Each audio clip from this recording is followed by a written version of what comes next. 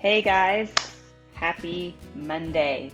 Wanted to get in here for my weekly live with Leigh and talk about three things your doctor isn't telling you. And this is something that we talk a lot about in the Thriving Through Hashimoto's program that most people are really just baffled by. Like, why wouldn't our doctor be sharing this with us? So I'm going to share the three things that we have found most people aren't informed or educated by their doctor. The first one, that your Hashimoto's diagnosis is actually two conditions. One, most of us, here comes my dog, have hypothyroidism. Not all of us, but the majority of us do have hypothyroidism, which that is a condition of your thyroid not making enough thyroid hormone that requires us to go on some sort of hormone replacement, Armour, MP thyroid, levothyroxine, Synthroid, those kind of things. Okay, and some people catch it before they're actually hypothyroid. So if you're like, well, yeah, I don't have hypo, that's fine, but the majority of us do. The second is that we have an autoimmune condition as well.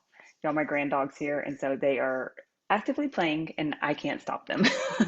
So that we have an autoimmune condition. So Hashimoto's is actually an autoimmune disease as well. And so what does that mean? It means, and this is going to go into the second thing that they don't tell you, is that it requires more than a little white pill to help get you feeling better. So typically with autoimmunity, we have to change our nutrition and our lifestyle to see progress. And that is normal. But I'm going to tell you, my endocrinologist totally disregarded that, told me there was nothing I can do but take the little white pill, and saw me on my way. Actually got up and walked out of that appointment because I knew better, did not believe her, and never went back again. Found a new doctor. So number two goes back to what I was just saying. It requires more than a little white pill to actually see progress. So when you first are diagnosed, if you are put on some sort of thyroid medication, you do typically feel better. But in about 3 months, we hit another wall. And that's when most people start searching, doing the Google searches. What's going on? I was diagnosed. I got on thyroid replacement. I felt really good. Now I don't feel good anymore. This is why it takes more than the white pill. It takes addressing nutrition and lifestyle. It takes learning what your body needs to move past the autoimmunity, to make progress there. And those kind of things could be your food. Do you have any food sensitivities? It could be stress. It could be your sleeping habits or lack thereof. It could be your mental health. It can be the types of workouts you're doing. There are so many other things that we have to look at in order to get you feeling better, but it's usually not something your doctor's going to tell you about. Number three, that your lab work doesn't define you. So many of us go in and we're told we have normal lab work, but we still feel like crap. We have to educate ourselves on not just, listen, lab work comes, you'll see the standard ranges of what is normal. Well, let's just say that a standard range says it could be anywhere between 1 and 3, and your lab work comes back as a 1. But what if your body, which that's all that matters when you're in that room, what if your body functions best at 3? You're on the opposite end of that spectrum, right? So don't let a doctor push you in a corner when it comes to lab work saying, well, it's in normal range. You've got to find where your body thrives within that range. And the only person that can determine that is you. You've got to get lab work done. You've got to figure out where you thrive at.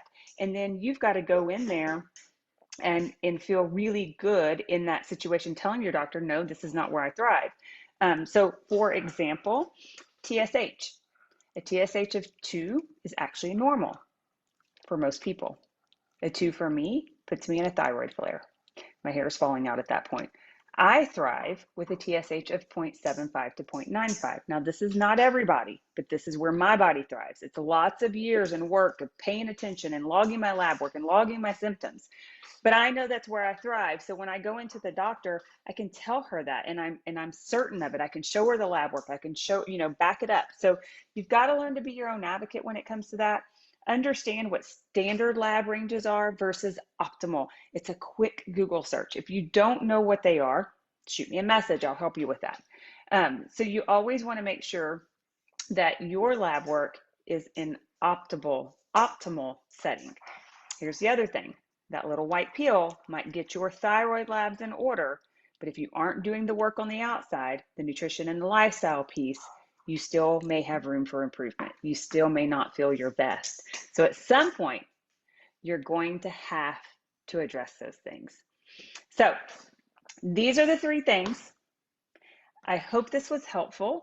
It makes me sad that we're in 2021 and we're still having these same conversations with these doctors, but it is what it is. And I'm just here to educate you so that you know, because when you know better, you can do better. Keep in mind, your relationship with your doctor should always be a partnership. There should be input from both sides. So if you're going in there and you're asking for help and you're not feeling good and your doctor says you're normal, you're fine, the lab work is fine, whatever, that there's nothing you can do on the outside, I would like you to find a new doctor. I would encourage you, go find someone that's going to listen to you, that wants you to feel better, that's going to do more than throw or fling a white pill at you. You're worth more than that. I hope this was helpful. If it was, leave me a comment. Let me know. Give me a thumbs up. I just want to make sure that we're constantly providing value for you, things that will actually help you in your journey. Apologize for the puppy being in here, but he loves his mama and his tennis ball. Oh, he just got camera shy all of a sudden. But yeah, leave me a thumbs up down there. If you have a topic you want us to discuss, let us know. We're happy to do it. So this was Monday Live with Leigh. I hope you enjoyed it. Thanks for being here, guys.